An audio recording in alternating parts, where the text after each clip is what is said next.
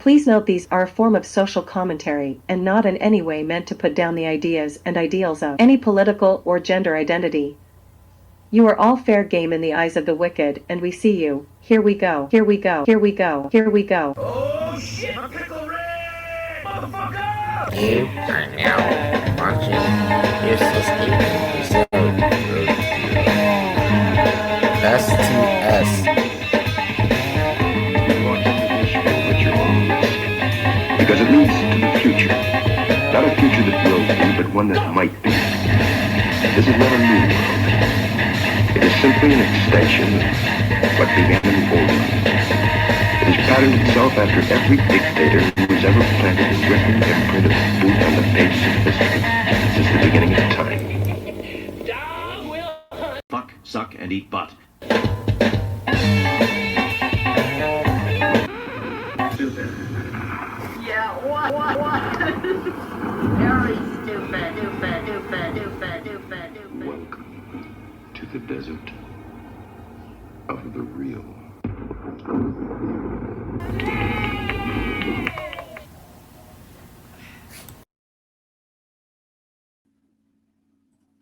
Alrighty, and one more sound. There they are. Okay, how's it going, party people? Alright. Today is going to be a tricky episode. Tricky in the sense that I'm pretty sure it's going to get demonetized. I'm sure this is going to get thrown around and get a lot of bullshit, but whatever. Let's get started. So, a long time ago, in a galaxy far, far away, we had to deal with a guy named Alex Jones. And for a little while, people really believed him. For the smallest time, he was actually onto something. And he reminded me of Bill Cooper.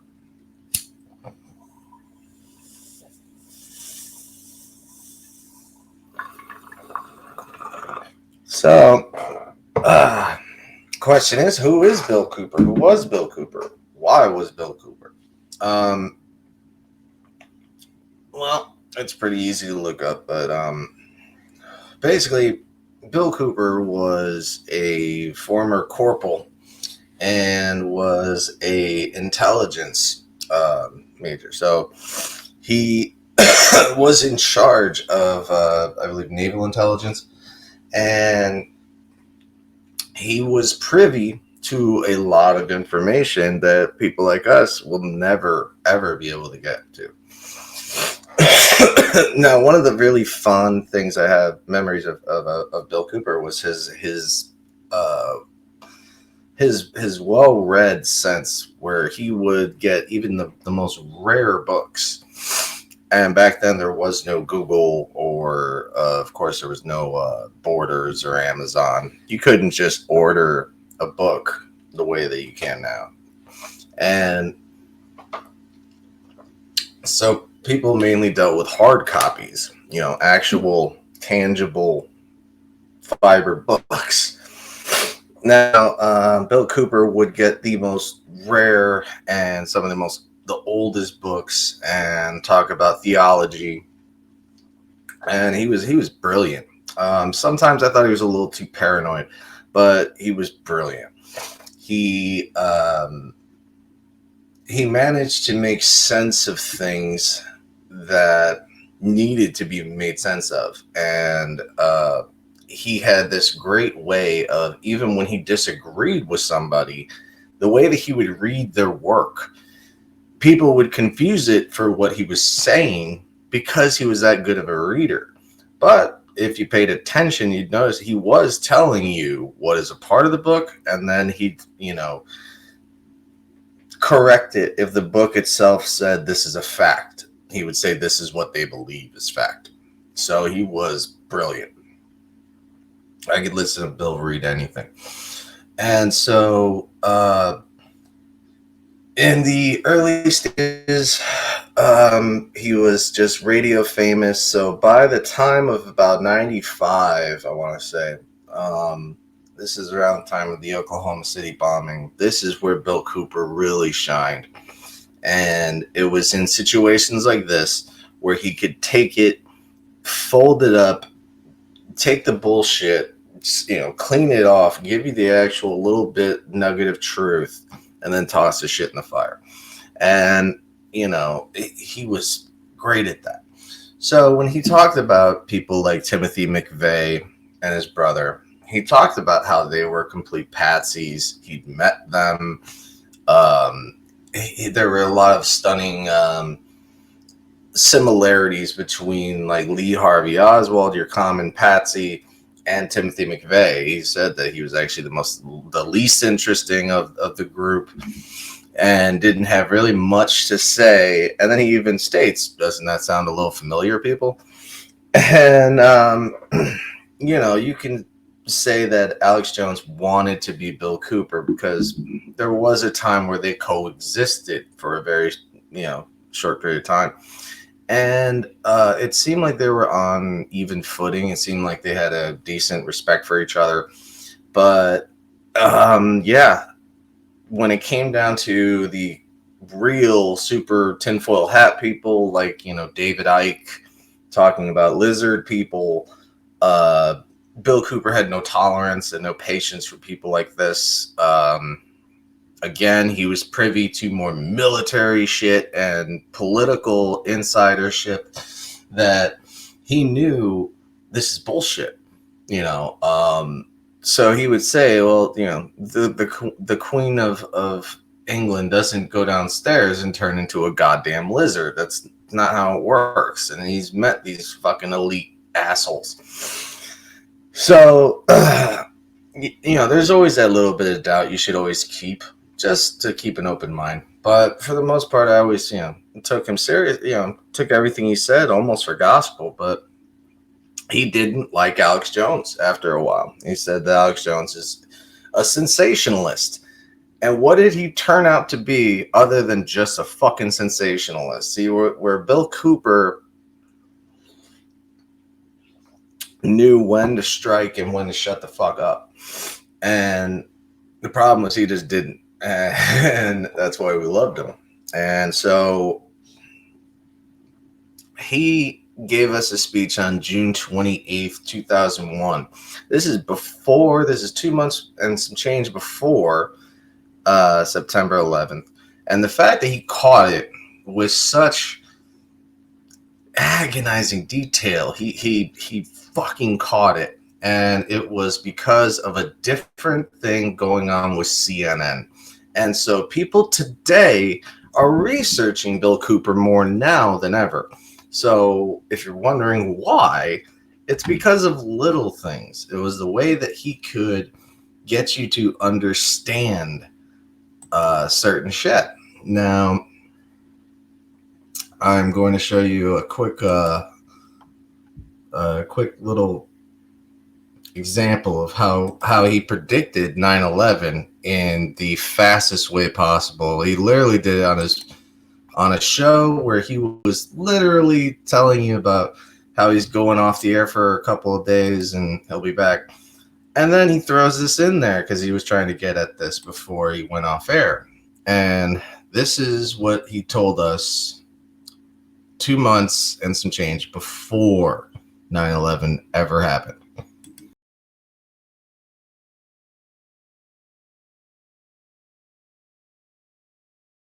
You believe what you have been seeing on CNN today, ladies and gentlemen? Can you believe it? Supposedly, a CNN reporter found Osama bin Laden, took a television camera crew with him, went into Osama bin Laden's hideout, interviewed him and his top leadership, his top lieutenants and colonels and generals in their hideout. This is a CNN reporter with a camera crew. And he came out and told everybody, within 3 weeks, Osama bin Laden is going to attack the United States and Israel. Now, don't you think that's kind of strange, folks? You see, because the largest intelligence apparatus in the world with the biggest budget in the history of the world has been looking for Osama bin Laden for years and years and years and can't find him. The FBI also, under the leadership of Louis Freeh, has been looking for Osama bin Laden for years and years and years and years and years and many years and can't find him. Some doofus jerk-off reporter with a camera crew waltzes right into his hideout and interviews him.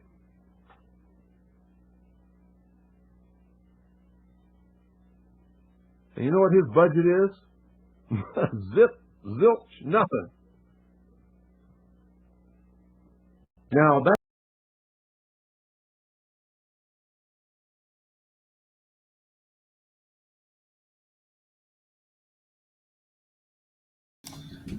Okay, now what's important here is what he's talking about is when he says that what is his budget? Zilch, nothing. What he means is compared to the government and their budget. Now, remember, we spend more money on our military budget than, the other 10 countries underneath us combined. So with a budget that is pretty limitless, you're telling me you couldn't find this guy. And let's not forget again that the Bush family had known these people. And he's saying that some jerk off with a camera crew from CNN manages to meet the guy that our own president can't find, yet his family has worked with for years and years and years and years. None of that made sense. But again, we didn't know it didn't make sense until we got Bill Cooper to explain it. So let's finish this up. That tells us two things. Either everyone in the intelligence community and all of the intelligence agencies of the United States government are blithering idiots and incompetent fools, including the entire apparatus of the FBI and all of their personnel, or they're lying to us. They're not looking for him at all. And the second is the truth. You see, the CIA created Osama bin Laden. They recruited him. They trained him. They found his leadership. They brought them all together. They showed them how to fight the Soviet Union in Afghanistan, and when that was over, they still continued to fund him and train him, and they're now using him to help bring about world government by making him the big boogeyman because they can't use Saddam Hussein anymore. Did you ever hear of Osama bin Laden before you heard of Saddam Hussein? When did you start hearing of Osama bin Laden? It was after Saddam Hussein and Iraq were supposedly neutralized in the Gulf War.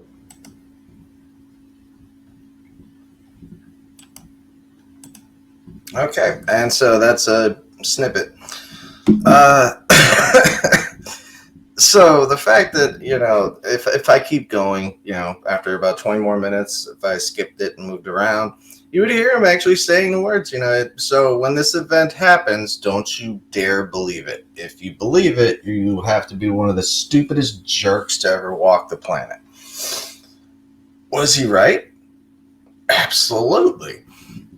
He knew it would take weeks. It literally did. He was 1,000% right about everything. Now, what happened to Bill Cooper, we'll get into later. But as he talks about 9/11, then when 9/11 actually hits, he was the first person saying buildings don't fall like that. And he was the very first person talking about saying, talk to any architect or an engineer or explosive expert. And because he was military trained, he goes, I have worked with charges. I have blown shit up. My personal father in his Vietnam training worked in explosives. So he knew that that's not how it works. And it seemed like everyone in the controlled demolition world either taped their mouth shut or said, this is bullshit. And I know that I have so many different tentacles that I've tried to send out there. And this topic will probably destroy any credibility that I get later. But I don't care. I don't care, because truth is truth. And we don't get to have our own truths. You either fucking have it or you don't. And we don't have it. And that's a fact. And so I want to do, probably in the beginning of next month, I am going to start doing like a whole thing on Willie Rodriguez, because there's another guy named John Sujo. And so when I listened to John Sujo and checked out his testimony, he has it on YouTube, and of course it's done with theatricality and lighting and shading, and to me this always comes off very disingenuous. And maybe I stand alone in this, but it just shouldn't be, to me. Like I just don't see how people like this get these, look at the shading, look at the background, and you can already see how they're trying to almost like cinematize this. So he talks about, again, the same thing most everyone talks about, but I just want you to hear his part on the collisions and the collapses. The elevators were right in the middle of these towers. The jet fuel came down the elevator shaft, and balls of fire were shooting out of that place. So we fought our way through the fire, make our way onto that stairwell. And when I got to the stairwell, I realized that hundreds, thousands of people were joining us onto that stairwell. One thing in common, the fear of death written on every face. No one had an idea what was going on those. Isn't that funny? Right off the bat, right there. I didn't even notice that he said that. I did not even notice that he said that. He's already giving you the bullshit story that's in the 9/11 Commission, saying that the jet fuel had to fall inside the elevator shafts. But the problem is there were no elevator shafts that go from the bottom to the top. The elevators were moved into 3 separate positions. So that makes no fucking sense at all. How could he know at that time that there's jet fuel falling in the elevator shafts? Again, we have Willie Rodriguez, who's in the North Tower with the master key, going up floor by floor by floor by floor, trying to get to the top because that's where his friends are. And so he wants to save his friends. And so what does he do? He takes that fucking key, runs up each fucking flight of stairs, opening that door, opening that door, opening that door. I never heard him once talk about any jet fuel falling into an elevator shaft. What I did hear him talk about was how the elevators themselves were all broken and water was filling them up, drowning people in those fucking freight elevators, because freight elevators don't have regular ceilings. They have a grate. It's just you've all seen a freight elevator. It's just a gate. So he managed to throw in a ladder that is normally chained up to the wall and locked. And Willie Rodriguez found that fucking ladder unlocked to happen to be the biggest ladder.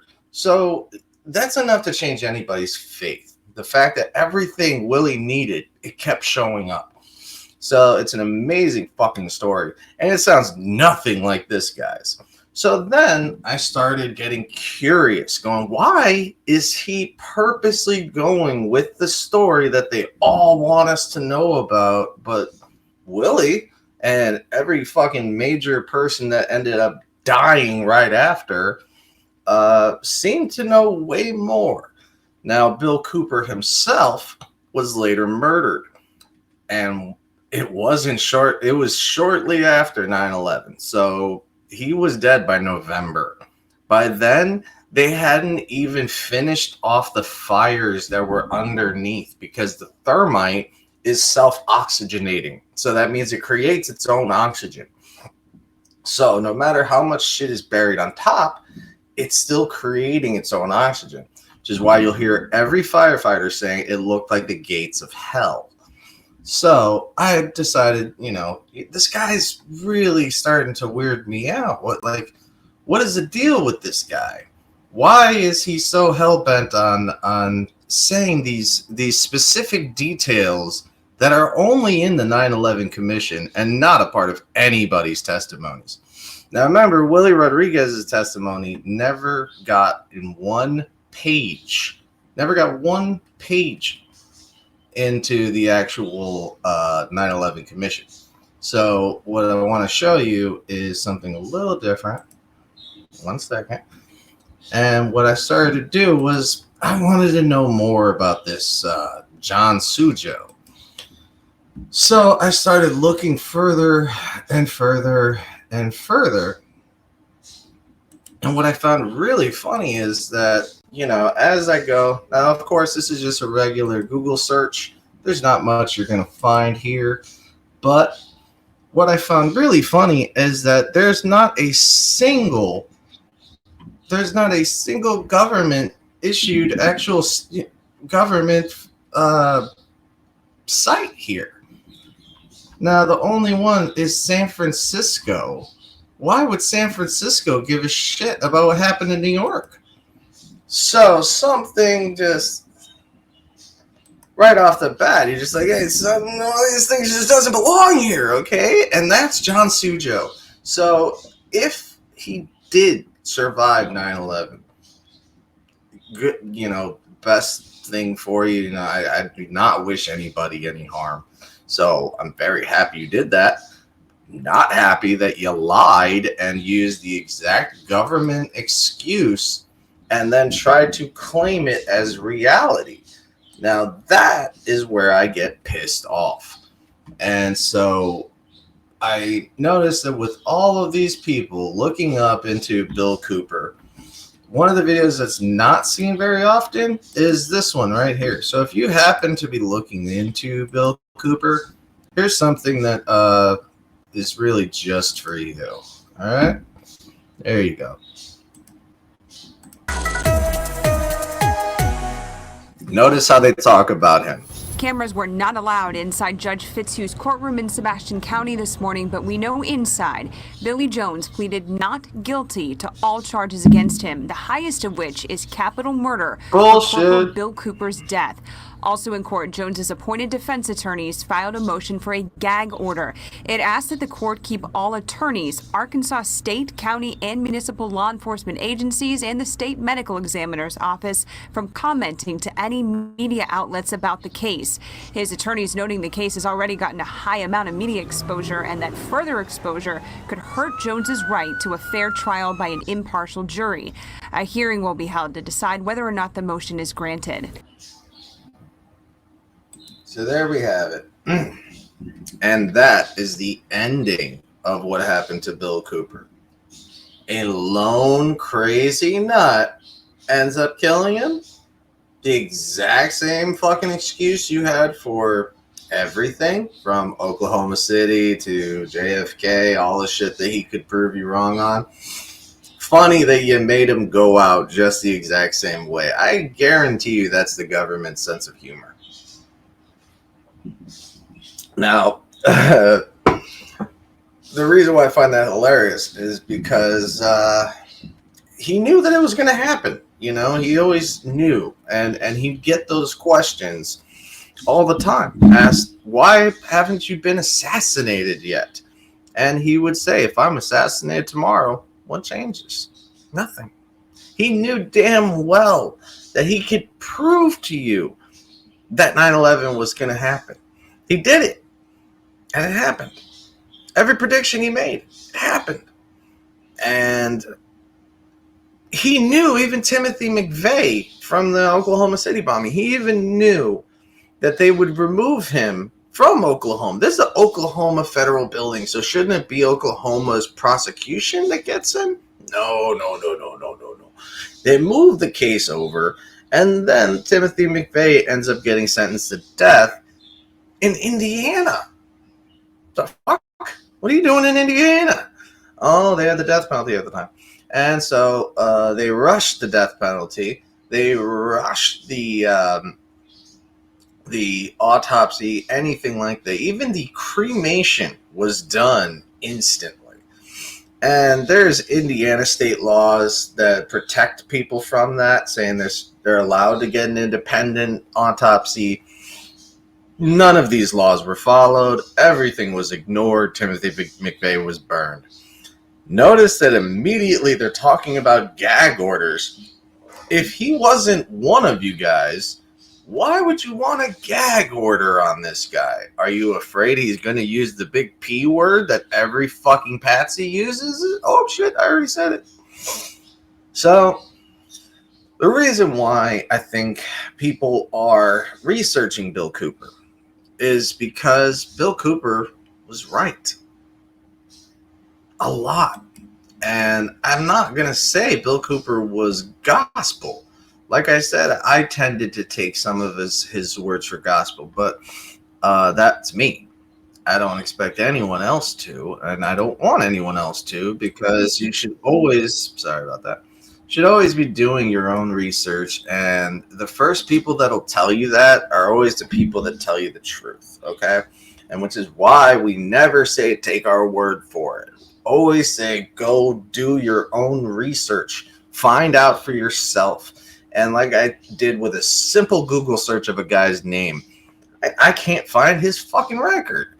And what's funny is, with most of these people that are 9/11 survivors, I can find their testimonies because there's FOIA acts.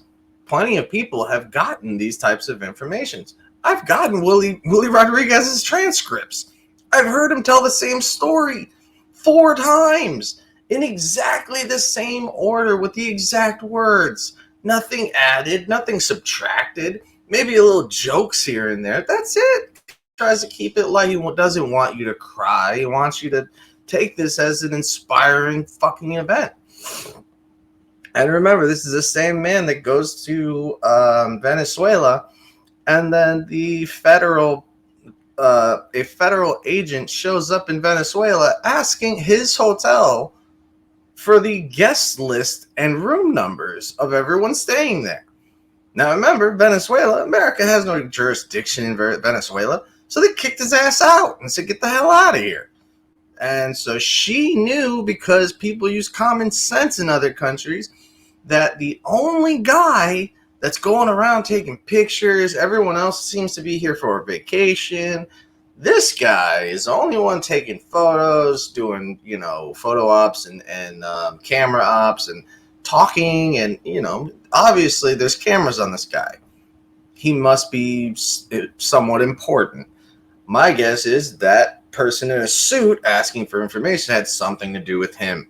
So she just told him to fuck off. And so when he did, she immediately alerted her own government. And so Willie ends up getting called into the palace. And so he goes into the palace, and they give him 5 bodyguards and tell him they're trying to whack you and blame it on us. So that way they can fucking come in, do whatever the fuck they want. This is typical fucking bullshit tactics that our country is fucking famous for. And the fact that the attention that it'll get is always going to be disappointing and always saddening. And what we all should be doing is pushing for more and more investigations, knowing that not even Building 7 ever even had a proper peer-reviewed investigation, nor any of its contents being put into their sophisticated device that is so sophisticated that somehow, some way, even though it's 2023, we still can't get the fucking data research on how they fucking made up this building collapse, and we've never seen it past the first 2 seconds of fucking collapse. They've never explained really anything. They've explained that the first little second, which their diagram did not match, it folded into itself, or it should have tilted to the right with the heaviest resistance. And so None of it makes sense, and to ask for further information is a risk of national safety and security. How in the fuck is learning about a building that already fell down a matter of national security? It's not. The only national security they don't want you to know is that they fucking planned it. That's why the fucking plane had no goddamn windows. That's provable. You can watch the video. You have it. You can look it up. Watch a proper video. Get it from like CNN. Make sure it's from an actual broadcasting company. So that way they can't say, oh, well, you just watched the wrong video. No. I watched the very videos you provided. So it's fucking blatantly obvious. The fucking fires took months to fucking clean out. None of that makes sense. So ask questions, gain truth, do your fucking research, be like Bill Cooper. All right? Love you guys. Stay safe. Stay yourselves. Stay free. Stay learning. Stay learned. And I'll see you on the other side. Most of all, stay cheesy.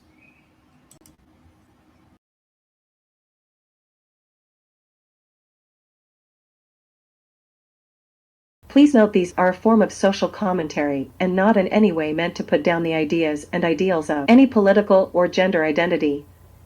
You are all fair game in the eyes of the wicked, and we see you. Here we go. Here we go. Here we go. Here we go. Oh shit, Pickle Rick! Motherfucker! You are now watching Useless Evening Episode